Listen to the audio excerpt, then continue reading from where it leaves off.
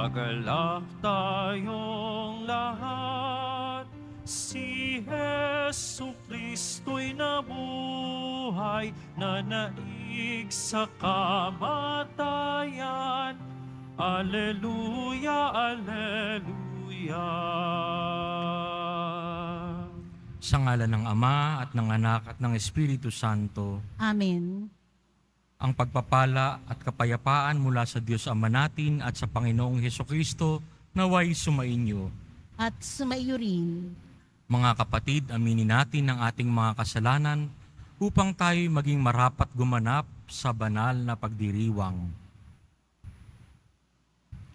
Inaamin ko sa makapangyarihang Diyos At sa inyo, mga kapatid, na lubha akong nagkasala sa isip, sa salita at sa gawa, at sa aking pagkukulang. Kaya isinasamo ko sa mahal na Birheng Maria, sa lahat ng mga anghel at mga banal, at sa inyo mga kapatid, na ako'y panalangin sa Panginoong ating Diyos. Kaawaan tayo ng makapangyarihang Diyos, patawarin tayo sa ating mga kasalanan, at patnubayan tayo sa buhay na walang hanggan. Amen. Panginoon, kaawaan mo kami. Panginoon, kaawaan mo kami. Kristo, kaawaan mo kami. Kristo, kaawaan mo kami. Panginoon, kaawaan mo kami. Panginoon, kaawaan mo kami. Manalangin tayo.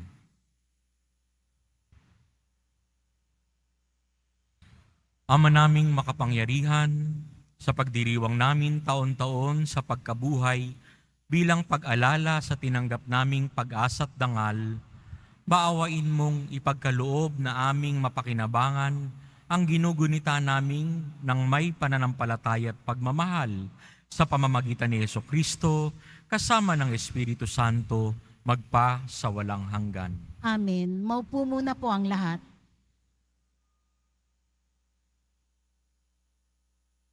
Pagbasa mula sa mga gawa ng mga apostol. Noong mga araw na iyon, inggit na inggit ang mga pinakapunong saserdote at ang mga kasamahan niyang kaanib ng sekta ng mga Saduseyo. Kaya't kumilos sila. Dinakip nila ang mga apostol at ibinilanggo. Ngunit kinagabihay, binuksan ng anghel ng Panginoon ang bilangguan at inilabas ang mga apostol. Sinabi nito sa kanila, pumaroon kayo sa templo at mangaral tungkol sa bagong pamumuhay na ito. Sumunod naman ang mga apostol, kaya't na magbubukang liwayway, pumasok sila sa templo at nagturo. Nang dumating ang pinakapunong saserdote at ang mga kasama niya, tinawag nila ang lahat ng matatanda ng Israel sa pulong ng buong Sanhedrin. Ipinakuha nila sa bilangguan ang mga apostol. Ngunit pagdating doon ng mga bantay, wala na ang mga iyon. Kaya't nagbalik sila sa Sanhedrin at ganito ang ulat. Nakita po namin na nakasusing mabuti ang bilangguan at nakatayo ang mga bantay. Ngunit nang buksan namin, wala kaming nakitang tao sa loob. Nabahala ang mga punong saserdote at ang kapitan na mga bantay sa templo nang marinig ito. At di nila maubos maisip kung ano ang nangyari sa mga apostol. Ngunit may dumating at nagbalita sa kanila. Ang mga lalaking ikinulong ninyo ay naroon sa templo at nagtuturo sa mga tao. Kaya't ang kapitan ay pumunta sa templo kasama ang kanyang mga tauhan. Isinama nila ang mga apostol, ngunit hindi gumamit ng dahas dahil sa pangambang sila'y batuhin ng mga tao. Ang salita ng Diyos. Salamat sa Diyos. Dukhang sa Diyos tumatawag ay kanyang inililigtas. Dukhang sa Diyos tumatawag ay kanyang inililigtas. Panginooy aking laging pupurihin. Sa pasasalamat, di ako titigil. Aking pupurihin kanyang mga gawa. Kayong naaapi, makinig, matuwa. Dukhang sa Diyos tumatawag ay kanyang inililigtas. Ang pagkadakila niya ay ihayag, at ang ngalan niya'y purihin ng lahat. Ang aking dalangay dininig ng Diyos, nawala sa akin ang lahat kong takot. Dukhang sa Diyos tumatawag ay kanyang inililigtas. Nagalak ang aping umasa sa Kanya, pagkat di nabigo ang pag-asa nila. Tumatawag sa Diyos ang walang pag-asa. Sila'y iniligtas sa hirap at dusa. Dukhang sa Diyos tumatawag ay kanyang inililigtas. Anghel yaong bantay sa may takot sa Diyos. Sa mga panganib, sila'y kinukupkop. Ang galing ng poon hanaping masikap. Yaong nagtiwala sa kanya'y naligtas, ay maituturing na taong mapalad. Dukhang sa Diyos tumatawag ay kanyang inililigtas. Magsitayo na po ang lahat.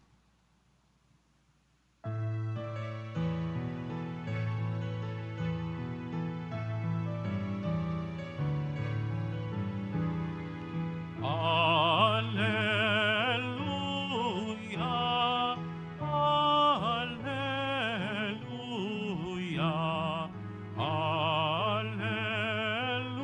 Alleluia, Alleluia. Kay laki ng pagmamahal ng Diyos sa sanlibutan, kaya't anak niya'y binigay.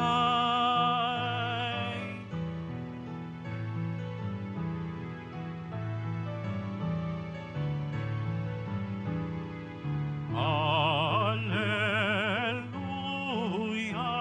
Alleluia,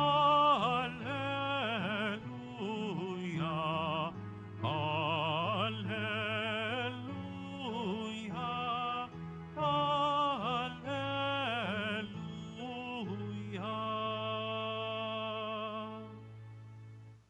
Sumainyo ang Panginoon. At sumayo rin, Ang pagpapahayag ng mabuting balita ng Panginoon ayon kay San Juan.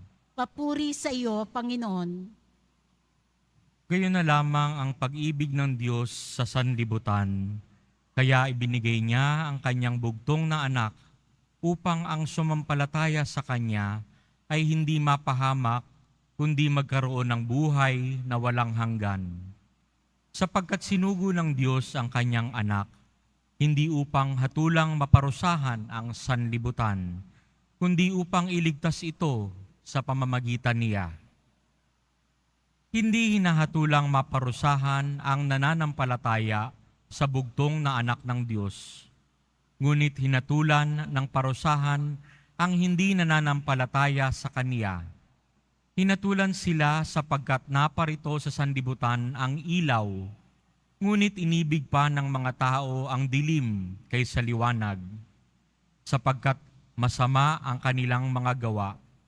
Ang gumagawa ng masama ay ayaw sa ilaw at hindi lumalapit dito upang hindi mahayag ang kanyang mga gawa. Ngunit ang namumuhay sa katotohanan ay lumalapit sa ilaw. Sa gayon, nahahayag na ang kanyang mga ginagaway pagsunod sa Diyos.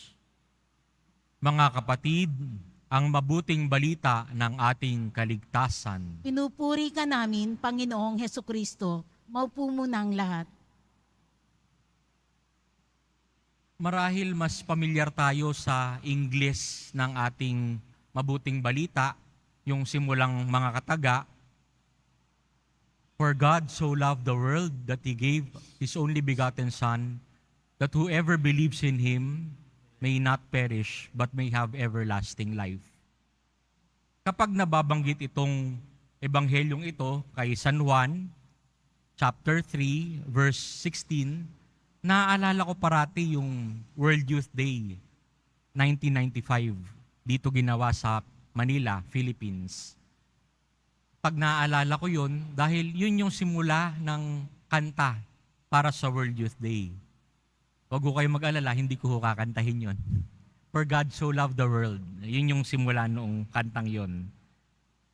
Ganun na lamang na nung dumating ang Santo Papa, Pope John Paul II, nasabi niya sa mga Pilipino, lalo na sa mga youth ng mga Pilipino, you are phenomenal. No? Yun ang paghanga ng Santo Papa sa atin. Dahil inaasahan niya ang mga Pilipino ang magdadala ng ebanghelyo kung saan man sila mapunta. Hindi lang sa salita, hindi lang sa gawa, kundi sa pamumuhay mismo. Dahil sa pamumuhay natin, makikita yung ebanghelyo. Makikita na tagasunod tayo ni Kristo. Itong ebanghelyo natin ngayon ay pagpapatuloy lamang ng ebanghelyo din kahapon.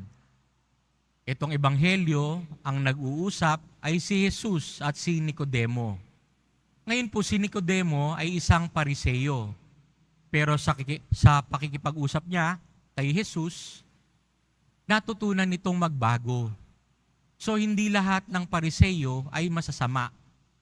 Si Nicodemo ang isang halimbawa na natuto mula sa Panginoon at nagbagong buhay. Dahil sa pakikinig niya sa Panginoon at pagbabagong buhay niya, naging mas makabuluhan ang buhay niya. Kaya nga't kinikilala rin si Nicodemo bilang isa sa mga banal, lalo na nung unang-unang mga Kristiyano. Gayon din, meron din tayong dapat tularan, no? Dahil si Jesus nagpapatotoo, si Jesus nagsasalita ng totoo, yung pwede nating matutunan ay yung isa pang apostol, si Apostol Santo Tomas. Noong linggo, no, na-mention siya na nagdududa siya sa Panginoon. Pero nung makita niya ang Panginoon na buhay, na nung balik siya, nagkaroon siya ng pagtitiwala ulit. Naniwala siya ulit. Mula sa pagdududa, ngayon nagtitiwala na siya sa Diyos. Tinatawag din po tayo doon, no? Magtiwala sa Diyos. Kaya nga bawat Santa Misa natin, pag tinataas ng pari yung ostya, ano yung matututunan natin na dasal ni Santo Tomas? No? Ang dasal ni Saint Thomas, my Lord and my God, Panginoon ko at Diyos ko. So pag tinaas yung ostya para maging katawan ni Kristo, naniniwala na tayo, no? Panginoon ko at Diyos ko. Ganon din, pag tinaas ang kalis para maging dugo ni Kristo, masasambit din natin, Panginoon ko at Diyos ko. Tularan natin si Nicodemo na nagbagong buhay, tularan natin si Santo Tomas na mula sa pagdududa ay naniwala dahil ang Diyos, ang tamang daan, ang Diyos, ang buhay, ang Diyos, ang katotohanan. Nang sa lahat ng bagay, ang Diyos ay laging papurihan. Amen. Tumayo na po ang lahat.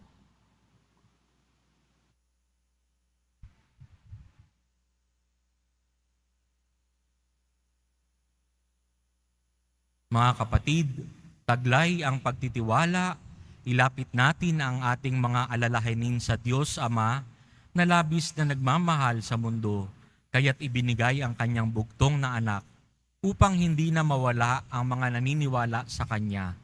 Bagkus ay magkaroon ng buhay na walang hanggan. Ang ating pong itutugon sa bawat panalangin, sa ngalan ni Jesus, basbasan mo kami. Sa ngalan ni Jesus, basbasan mo kami. Ang simbahan, naway laging maging buhay na tanda ng pag-ibig at habag ng Diyos sa mga panahon ng kadiliman at kawalan ng pag-asa. Manalangin tayo. Sa ngalan ni Jesus, basbasan mo kami.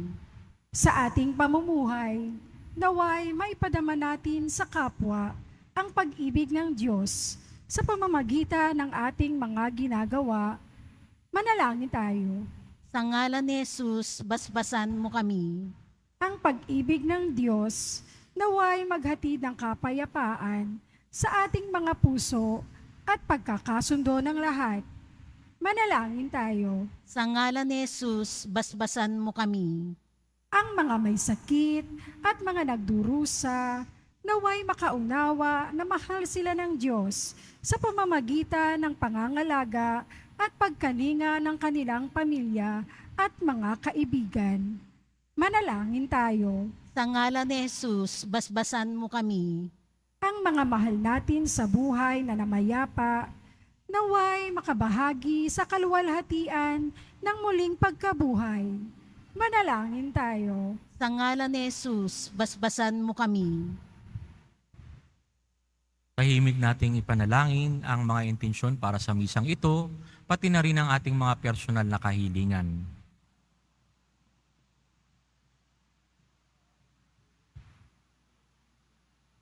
Manalangin tayo.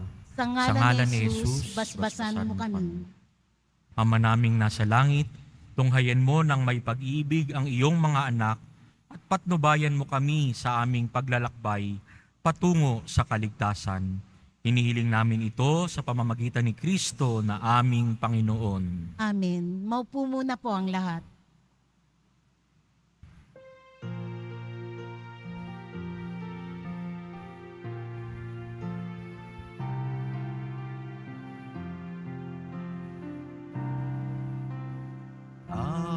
Tanggapin mo, O Panginoon, ang alay ng bayang nagdiriwang. Puhunan mong bigay ang alak at tinapay, handog ng pagkabuhay. Pinupuri kita, Poon, sapagkat ako'y iniligtas. Mga kaaway di makuhang matuwa mula sa libingan.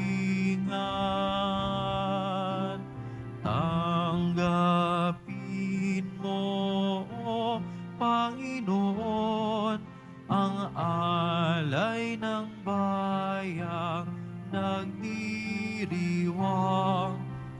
Puhunan mong bigay ang alak at tinapay, handog ng pagkabuhay.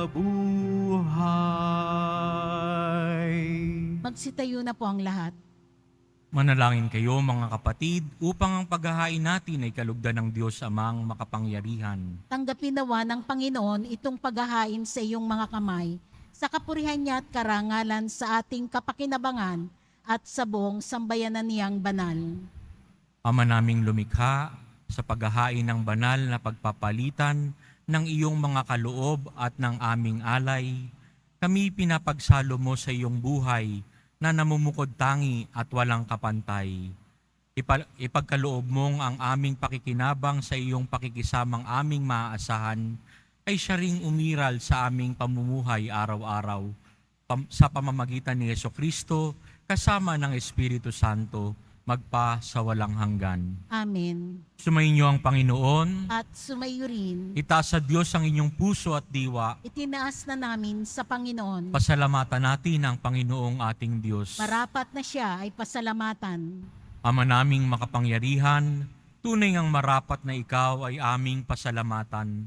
Lalo ngayong ipinagdiriwang ang paghahain ng Mesiyas, ang maamong tupa na tumubos sa aming lahat. Ang iyong anak na minamahal ay naghain ng sarili niyang buhay. Siya ang tupang maamong umako sa kaparusahan upang mapatawad ang kasalanan ng sanlibutan. Sa pagkamatay niya sa banal na krus, ang kamatayan namin ay kanyang nilupig. Sa pagkabuhay niya bilang manunubos, pag-asa at pagkabuhay ay aming nakamit. Kaya kaisa ng mga anghel na nagsisiawit ng papuri sa iyo, nang walang humpay sa kalangitan, kami nagbubunyi sa iyong kadakilaan. Santo, Santo, Santo, Panginoong Diyos ng mga hukbo, napupuno ang langit at lupa ng kadakilaan mo, o sana sa kaitaasan, Pinagpala ang naparirito sa ngalan ng Panginoon, o sana sa kaitaasan. Lumuhod po ang lahat.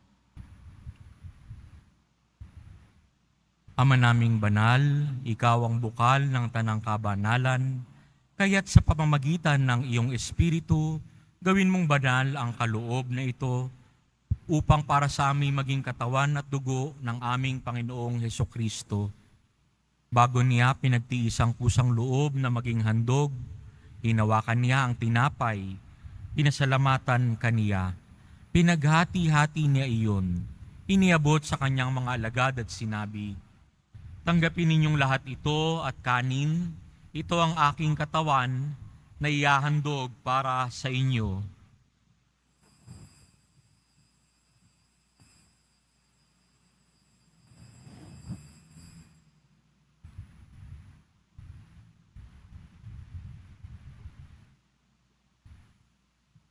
Gayon din naman, noong matapos ang hapunan, hinawakan niya ang kalis.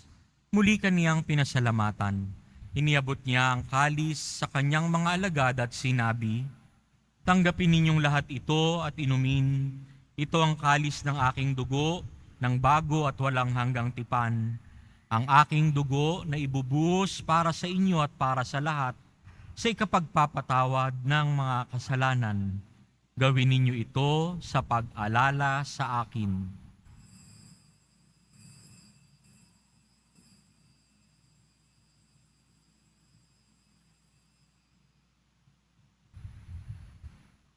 Magsitayo na po ang lahat. Ang misteryo ng ating pananampalataya. Si Kristo'y namatay, si Kristo'y nabuhay, si Kristo'y babalik sa wakas ng panahon. Ama, ginagawa namin ngayon ang pag-alala sa pagkamatay at muling pagkabuhay ng iyong anak, kaya't iniaalay namin sa iyo ang tinapay na nagbibigay buhay at ang kalis na nagkakaloob ng kaligtasan.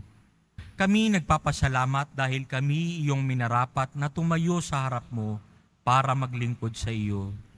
Isinasamo namin kaming magsalo-salo sa katawan at dugo ni Kristo ay mabuklod sa pagkakaisa sa pamamagitan ng Espiritu Santo. Ama, lingapin mo ang iyong simbahang laganap sa buong daigdig. Puspusin mo kami ng pag-ibig, kaisa ni Francisco na aming Papa, ni Jose na aming Obispo, at ng Tanang Kaparian. Alalahanin mo rin ang mga kapatid naming nahimlay nang may pag-asang sila'y muling mabubuhay, gayon din ang lahat ng mga pumanaw. Kaawaan mo sila at patuloyin sa iyong kaliwanagan. Kaawaan mo at pagindapatin kaming lahat na makasalo sa iyong buhay na walang wakas. Kaisa ng mahal na Birheng Maria na ina ng Diyos, ng kabiyak ng puso niyang si San Jose, kaisa ng mga apostol, ni San Juan Bautista, at ng lahat ng mga banal na namuhay dito sa daigdig ng kalugod-lugod sa iyo, may pagdiwang nawa namin ang pagpupuri sa ikararangal mo sa pamamagitan ng iyong anak na aming Panginoong Hesukristo. Sa pamamagitan ni Kristo, kasama niya at sa Kanya, ang lahat ng parangal at papuri ay sa iyo, Diyos Amang makapangyarihan, kasama ng Espiritu Santo, magpa sa walang hanggan. Amen. Sa tagubili ng mga nakagagaling na utos at turo ni Jesus na Panginoon natin at Diyos, ipahayag natin ang lakas loob.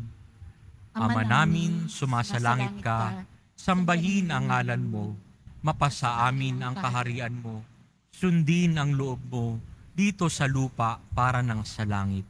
Bigyan mo kami ngayon ng aming kakanin sa araw-araw at patawarin mo kami sa aming mga sala para ng pagpapatawad namin sa nagkakasala sa amin. At huwag mo kami ipahintulot sa tukso at iadya mo kami sa lahat ng masama. Hinihiling namin kami iadya sa lahat ng masama, pagkalooban ng kapayapaan araw-araw, iligtas sa kasalanan at ilayo sa lahat ng kapahamakan. Samantalang aming pinananabikan ang dakilang araw ng pagpapahayag ng tagapagligtas naming si Jesucristo. Sapagkat iyo ang kaharian at ang kapangyarihan at ang kapurihan magpakailanman. Amen. Panginoong Jesucristo, sinabi mo sa iyong mga apostol, Kapayapaan ang iniwan ko sa inyo, ang aking kapayapaan ang ibinibigay ko sa inyo. Tunghayan mo ang aming pananampalataya at huwag ang aming paulit-ulit na pagkakasala. Pagkalooban mo kami ng kapayapaan at pagkakaisa ayon sa iyong kalooban, kasama ng Espiritu Santo magpa sa walang hanggan. Amen. Ang kapayapaan ng Panginoon ay laging sumainyo. At sumaiyo rin. Magbigayan po tayo ng kapayapaan sa isa't isa. Kordero ng Diyos na nag-aalis ng mga kasalanan ng sanlibutan, maawa ka sa amin. Kordero ng Diyos na nag-aalis ng mga kasalanan ng sanlibutan, maawa ka sa amin. Kordero ng Diyos na nag-aalis ng mga kasalanan ng sanlibutan, ipagkaloob mo sa amin ang kapayapaan. Lumuhod po ang lahat.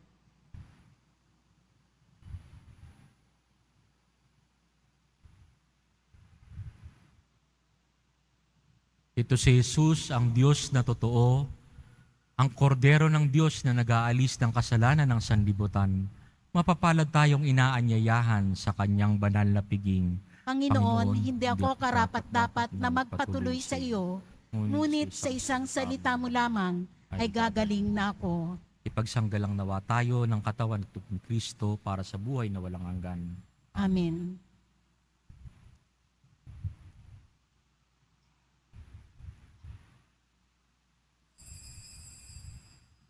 Para sa lahat ng tatanggap ng banal na komunyon, sasagot po tayo ng amen pagkasabi ng pari o ng lay minister ng katawan ni Kristo at isubo agad sa bibig bago umalis sa harapan ng pari o lay minister. Sumunod po tayo.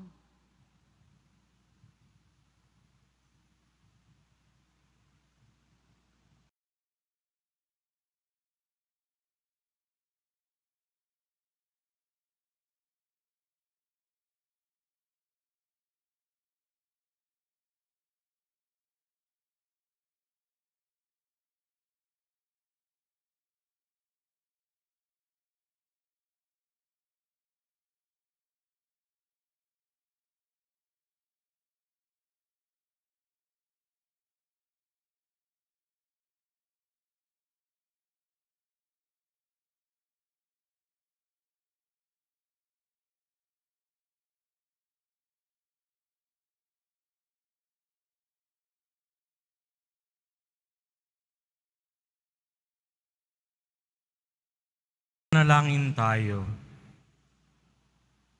Ama naming mapagmahal, manatili kang kapiling ng iyong sambayanan, na ngayoy pinapakinabang mo sa iyong sariling buhay at gawin mong kami pasulong na makahakbang mula sa dati naming pagkamakasalanan, patungo sa pagbabagong nagdudulot ng iyong kabutihan sa pamamagitan ni Jesucristo kasama ng Espiritu Santo, magpa sa walang hanggan. Amen. Sumainyo ang Panginoon, At sumayo rin. yumuko para sa pagbabasbas. Mahal na poong Jesus Nazareno, inihayag mo sa pamamagitan ng krus ang walang maliw na pag-ibig ng Diyos sa sangkatauhan. Pakinggan mo ang kahilingan ng iyong angkan na nagsusumamo sa iyo. Makamtanawa nila ang iyong katugunan at tanggapin ang kasagutan na may utang na loob na tinatanaw. Basbasan din po ninyo ang mga daladala nilang mga imahen at dasalan sa pamamagitan ng bendisyon na ito, naway maalala nila ang mga pangako nila noon sa binyag, na ikaw ang kanilang iibigin at paglilingkuran bilang Panginoon, magpa sa walang hanggan. Amen. Pagpalain kayo ng makapangyarihang Diyos, Ama, Anak, at Espiritu Santo. Amen. Humayo kayong taglay ang kapayapaan at pag-ibig ng poong Jesus Nazareno. Salamat sa Diyos.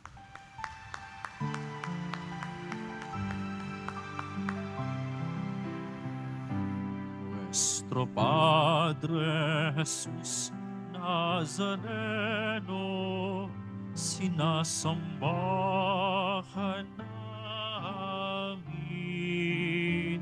pinipinto ka namin, aral mo ang aming buhay at kaligtasan. Nuestro Padre Jesus Nazareno, iligtas mo kami sa kasalanan. Ang krus mong kinamatayan ay sagisag ng aming kaligtasan. Nuestro Padre Jesus Nazareno, dinarangal ka namin. Nuestro Padre Jesus Nazareno, nilulwalhati ka namin. Nuestro Padre Jesus Nazareno, dinarangal ka namin. Nuestro Padre Jesus Nazareno, nilulwalhati ka namin.